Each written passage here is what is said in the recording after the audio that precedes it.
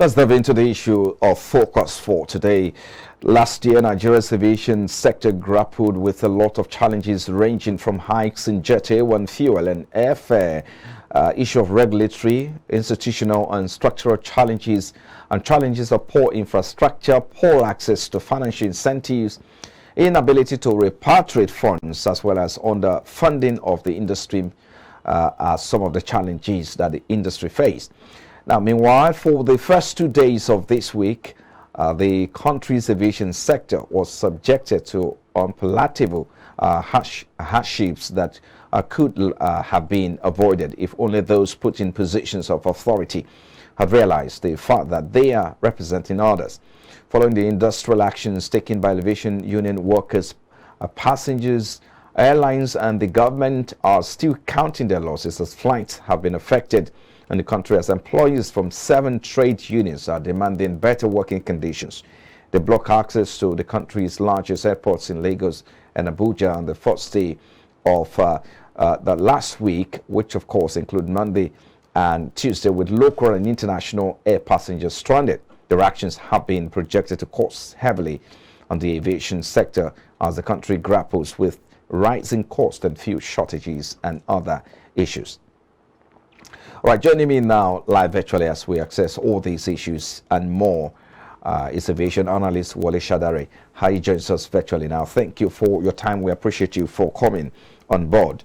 And perhaps you're enjoying your holiday. Happy holiday to you, I must say. Good morning, sir. Can you hear me? I'm not sure if you have Wole Shadare, but we'll take a quick break now. When we return, of course, he'll be here with us. Well, it looks like the internet connection is not quite smooth today. But if you can hear me, I was going to ask you about the development in the aviation industry. The Nigeria Air project was suspended in 2018 after it was announced with much fanfare.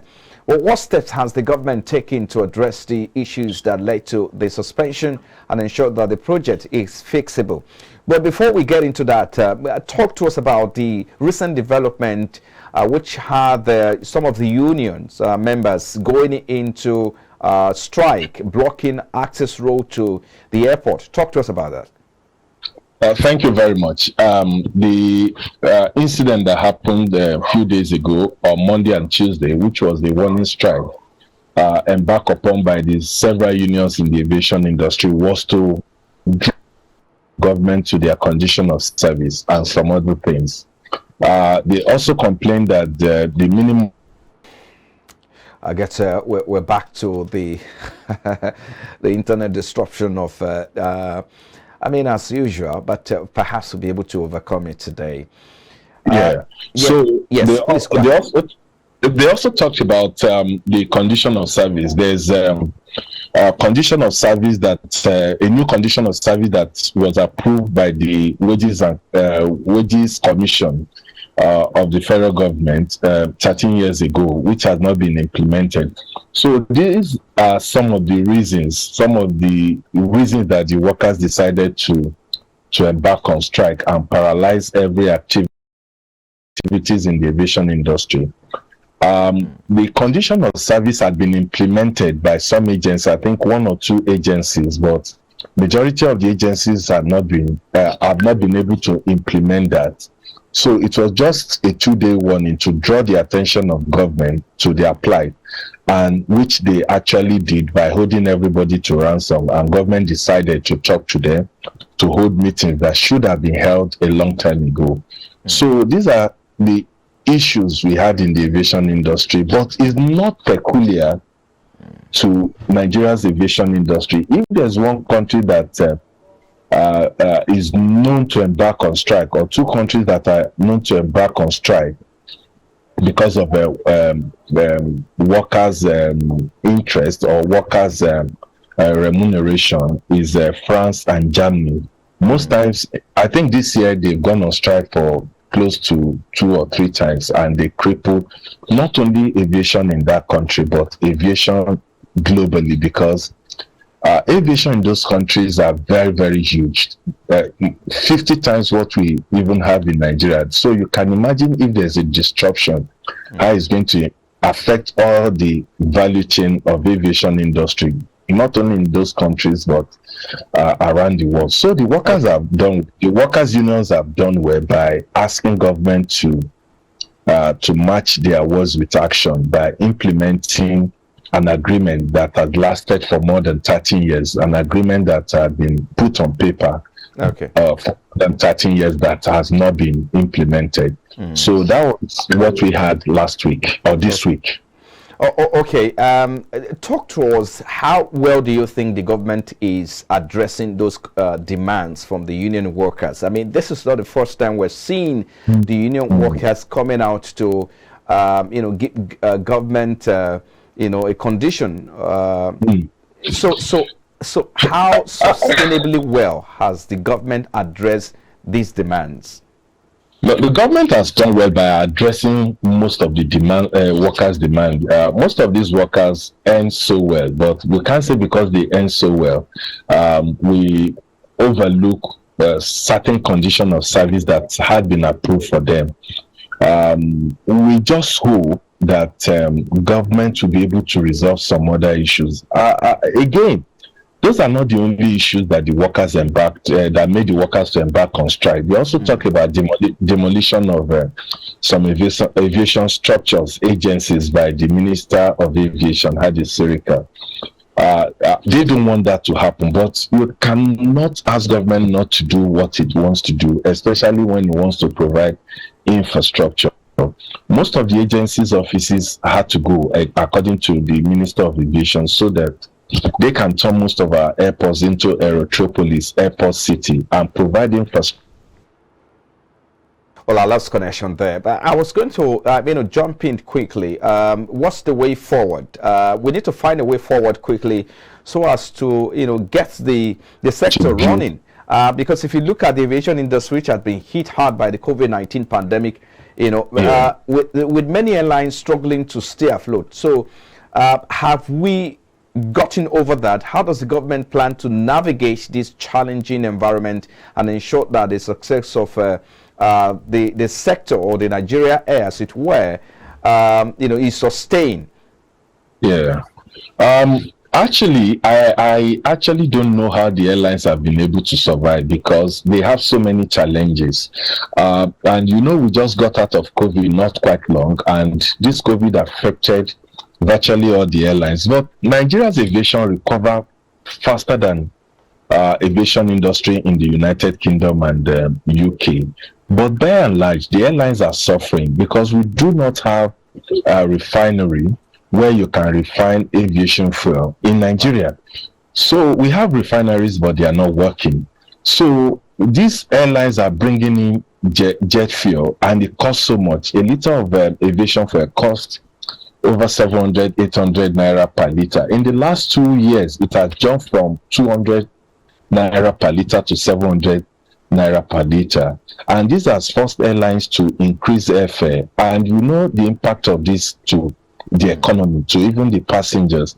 How many people can afford to fly to Abuja for 50,000, 60,000 naira? But you cannot blame the airlines because the airlines need to survive. We also talk about forex. They find it very excruciating, very difficult to access forex. So all this, and aviation is highly dollarized. So the airlines are going through one of the most difficult periods in their lives. And a lot of people have also expressed surprise how they've been able to survive, or how they've been able to cope in the last one. And if nothing is done, honestly, most people fear that most of these airlines will go into extinction. Some will remain, but a lot of them will go into extinction because how do you access foreign? Aircraft maintenance alone eats virtually all the revenue of the airline. Aviation fuel takes about 30% of airline revenue. So what is left for the airline? And 50,000 naira, honestly, is not sustainable. How they do it is what I don't know. So a lot of issues are stuck against these airlines, but they are in business. They look at how to survive. What about infrastructure? The infrastructure is not top notch. But this government has done a lot to provide infrastructure in most of our aviation, most of our airports. And no government has done so well in terms of infrastructure than this government. Yet they have their own foibles. They have a lot of things they still need to do. Okay, just a quick one, because there are issues that we need to perhaps deal with before we get off the show. If you look at Ethiopia is far ahead of Nigeria. Let's talk about, let's shift gears now and look at Nigeria Air specifically now. The government has indicated that Nigeria Air will be privately financed. So the first thing, what step will the government take to attract private investors and ensure that they are committed to the project for the long term? Remember, the project was suspended in 2018, and now they are bringing it back. So, what is how feasible is this? Because they are saying by May 29, we should have Nigeria Air floating, or will I say yes, flying? So, how feasible is that date? It is quite feasible, but at the same time, it's going to be the sixth wonder of the world, because this government has just a month to go. But I understand that there has been a lot of training, there have been a lot of activities behind the scene. If we remember, Ghana just floated an airline that's similar to what Nigeria has done. The only thing stopping Nigeria Airlines from flying now is the litigation by some of the domestic airlines who felt threatened by if they felt that if government should bring Ethiopian Airlines is one of the biggest airlines in the world, not only in Africa, is the only profitable airline in Africa. And if you look at the culture, that airline is their own what I call NNPC that we have here. But they've been able to manage this airline. They have brand new aircraft and they are heavily supported by the government. And I believe that national carrier is good, but the way we're going about it, we need to be transparent about it. A lot of people have come, a lot of experts have seen what they believe to be non-transparent behavior of the government, or people saddle with it. But if it is done properly, if it is done well, I tell you, it is going to galvanize the aviation industry in Nigeria. Domestic. All right. I wanted Wale Shadare to just finish on that thought before we wrap up. But if you are listening to me, I need you to land on that thought, and perhaps you can just call it a day. Can you hear me? We saw the way Nigeria Airways was run down because it was owned by. I'm not sure if. Are owned by government. Okay. Can you hear me? Owned. Yes, I can hear you. So we have to go now. So try to wrap it up now. Okay. I think it's a good thing to have this airline, but they need to first of all vacate the order of the airlines that have taken them to court, so that we can have. Well, I think at this stage, I just have to, let him go. Thank you so much, Wale Shadare, is aviation analyst. Thank you for talking to us today, and have a nice holiday. Bye-bye for now. Now, when we return, of course, to delve into other issues on the program here. This is Business Breakfast, the Monday edition of the program. We'll be back in a moment. Please stay with us.